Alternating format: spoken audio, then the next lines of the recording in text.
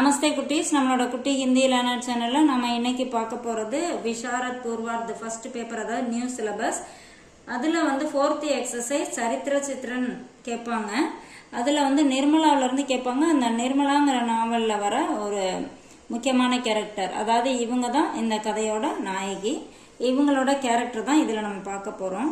प्रस्तावना मुन्नुரை. यह उपन्यास सम्राट मुंशी प्रेमचंद का श्रेष्ठ सामाजिक उपन्यास है. அதாவது இது வந்து முன்சி பிரேம்சந்த், அதாவது நாவல்களின் அரசன் அப்படின்னு சொல்லுவாங்க முன்சி பிரேம்சந்த் ஜி. அவங்களோட மிகச்சிறந்த சமுதாய நாவல். जिसमें अनमेल विवाह दहेज प्रथा और सामाजिक यथार्थता को दिखाया गया है. இதுல வந்து ஒரு பொருத்தமில்லாத மேரேஜ், அப்புறம் வரதட்சணை, சமுதாயத்துல யதார்த்தமா நடக்கக்கூடிய விஷயங்கள் இதெல்லாம் இதுல சொல்லியிருக்காங்க. இஸ்கி நாயகா ஹை நிர்மலா. இவங்களை இதில் வர நாயகி தான் நிர்மலா. கன்யா அப்படின்னா சிறு பெண், கன்னி அப்படின்னு சொல்றோம் இல்லையா. उपन्यास के प्रारंभ में आनंद सहित जीवन जीने वाली 15 साल की कन्या के रूप में निर्मला का चरित्र चित्रण शुरू होता है. அதாவது இந்த நாவலோட ஸ்டார்டிங்ல ஒரு நல்ல ஹாப்பியா இருக்கக்கூடிய ஒரு 15 வயசு உள்ள ஒரு சிறுமியா இந்த கதையில வந்து அவங்களோட கேரக்டர் வந்து ஸ்டார்ட் ஆகுது. உஸ்கா பச்பன் குஷி குஷி பீத்தா ஹை. அவங்களோட சின்ன வயசுல வந்து ரொம்ப ஹாப்பியா இருந்திருக்காங்க. தூர்தர்ஷி அப்படின்னா, தூர்தர்ஷினா விஷால பார்வை, அதாவது இவங்க வந்து ஒரு சில விஷயங்களை முன்னமே ஒரு கெஸ் பண்ணிக்கிறாங்க. அந்த மாதிரி ஒரு குணம் இவங்கள்ட்ட இருக்கு. निर्मला दूरदर्शिता का गुण है. डॉक्टर सिन्हा से विवाह तय होने के बाद वह सपना देखती है. அதாவது இவங்க டாக்டர் சின்ஹா கூட வந்து மேரேஜ் முதல் நிச்சயம் ஆயிருது. அது நிச்சயம் ஆனதுக்கு அப்புறம் அவங்க கனவு காண்றாங்க. ஜிஸ்மே நாவ் பர் சட்னா சாக்தி ஹே. அதுல வந்து அவங்க ஒரு போட்ல ஏற விரும்புறாங்க. பர் உசே அனுமதி நகி மில்தி. ஆனா அதுல வந்து அவங்களுக்கு அனுமதி கிடைக்கல அதுல ஏறுறதுக்கு. அந்த வகை டோங்கிமே பைட்டி ஹே. கடைசியா என்ன வராங்க, ஒரு டோங்கினா ஒரு கையில குச்சியில தள்ளிட்டு போற மாதிரி ஒரு சின்ன போட்டு, அதுல வந்து உட்காந்துருக்காங்க. பர் உசே சலா நகி பாத்தி. ஆனா அது அவங்களால அதை தள்ளிட்டு போக முடியல. அவர் டூப் ஜாத்தி ஹே. அப்புறம் மூழ்கிடுறாங்க. இஸ் स्वप्न से उसे अपने जीवन की सच्चाई पहले ही समझ में आ जाती है. இந்த கனவுல இருந்து இவங்க தெரிஞ்சுக்கிறாங்க, முன்னாடியே வந்து நம்ம வாழ்க்கை இப்படிதான் இருக்கும் அப்படிங்கறத ஒரு புரிஞ்சுக்கிறாங்க. அன்மேல் விவாக. அன்மேல் விவாகனா பொருத்தமில்லாத திருமணம். நிர்மலா கா விவாக டாக்டர் சின்ஹா சே ஹோனே வாலா தா. நிர்மலாவோட மேரேஜ் வந்து டாக்டர் சின்ஹா கூட நடக்க வேண்டியதா இருந்தது. பர் பிதாக்கி மிருத்யுஷே வக ருக் கயா. ஆனா நிர்மலாவோட அப்பா இறந்து போனனால அந்த மேரேஜ் வந்து நின்று போச்சு. और उसकी शादी 40 वर्ष தோத்தாராம் से हो गई. அதுக்கப்புறம் அவங்களோட மேரேஜ் 40 வயசு உடைய தோத்தாராம் கூட நடந்தது. यह अनमेल विवाह उसके जीवन को दुखमय बना देता है. இந்த ஒரு பொருத்தமில்லாத மேரேஜ் இவங்களோட லைஃப் ரொம்ப துக்கமா ஆக்கிடுச்சு, ரொம்ப கஷ்டப்பட்டாங்க. क्योंकि तोताराम के 3 पुत्र थे जिनमें மன்சாராம் நிர்மலா கி ஹி உம்ர காத்தா. இவங்க இந்த மாப்பிள்ளை, அதாவது தோத்தாராமுக்கு வந்து 3 பசங்க. அதுல பெரிய பையன், இதுல அவங்க பெரிய பையன் மன்சாராம் வந்து நிர்மலாவோட வயசு அந்த பையனுக்கு. ஸோ இவங்களோட வாழ்க்கை வந்து ரொம்ப ஹாப்பியாலாம் இல்லை. அடுத்தது சகன்சீல்தா.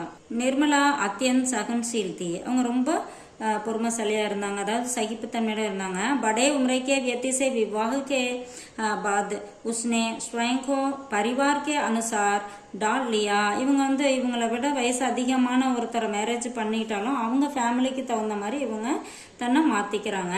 சமன்வயஸ் மன்சாராம் கோ பி बेटा माना. ननद के विंगे और पति के संते को बिना विवाद सहन किया. அதாவது தன்னோட வயசுடைய மன்சாராம், அதாவது பெரிய பையனை வந்து இவங்க என்ன பண்றாங்க, தன்னோட பையனா நினைச்சுக்கிறாங்க. அது மட்டும் இல்லாம அவங்களோட நாத்தனார் வந்து இவங்கெல்லாம் ரொம்ப கிண்டல் பண்றாங்க. அதையும் அப்புறம் உங்க ஹஸ்பண்ட் வந்து சந்தேகப்படுறாரு. எல்லாத்தையுமே இவங்க வந்து எந்த ஒரு விவாதமும் எந்த சண்டையும் இல்லாம அதை வந்து பொறுத்துக்கிறாங்க. பாரதிய நாரி. பாரதிய நாரினா இந்திய பெண். நிர்மலா சச்சி பாரதிய நாரி தி. இந்திய பெண்ணா இப்படிதான் இருப்பாங்க அப்படின்னு சொல்லுவாங்களே, அந்த மாதிரி ஒரு கேரக்டர் இவங்க.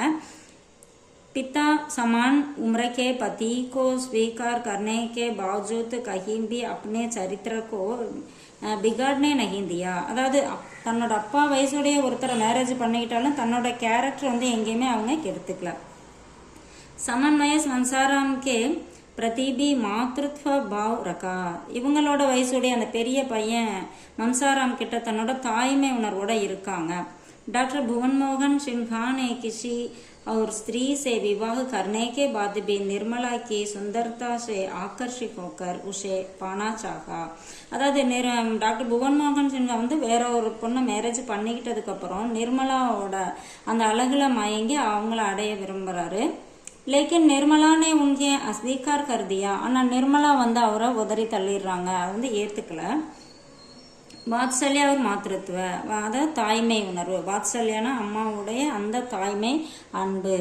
निर्मला ने बेमेल विवाह के दुख को भूलने के लिए तोताराम के पुत्रों को अपना माना और उनसे मां जैसा व्यवहार किया. அதாவது நிர்மலா வந்து பொருந்தாத ஒரு மேரேஜ் பண்ணிட்டு அந்த துக்கத்துல இருந்து தன்னை மறக்கிறதுக்காக என்ன பண்றாங்க, தோத்தாரம் அதாவது அவங்களோட ஹஸ்பண்டோட அந்த பசங்க மேல ரொம்ப அன்பா இருக்காங்க. மன்சாராம் சே விசேஷ் ஸ்னேஹ் கியா. மன்சாராம் அதாவது பெரிய பையன்கிட்ட இன்னும் ரொம்பவே அவங்களுக்கு வந்து படிக்க சொல்லி கொடுத்து அந்த மாதிரி ரொம்ப ஒரு அன்பா இருக்காங்க. உசே ரக்ததான் பி கியா. அவனுக்கு வந்து ரத்த தானமும் கொடுக்குறாங்க. உடம்பு சரியில்லாதப்ப இவங்க ரத்த தானம் பண்றாங்க. पर तोताराम के संदेह और दूरदर्शिता से जियाराम की मृत्यु हुई.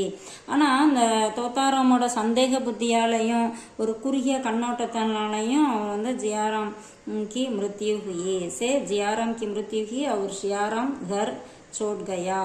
அதாவது ஜியாராம் வந்து இறந்து போயிடுறான். அதுக்கப்புறம் சியாராம் வந்து வீட்டை விட்டே போயிடுறான். இசுசே நிர்மலாக்கோ கஹ்ரா துக் பிலா. இதனால அவங்க ரொம்ப இதுல வந்து அவங்களுக்கு வருத்தம் ஏற்படுது. அடுத்தது புத்ரிகே பிரதி ஸ்னேக். மகள் கிட்ட அவங்க வச்சிருந்த மிகுந்த அன்பு.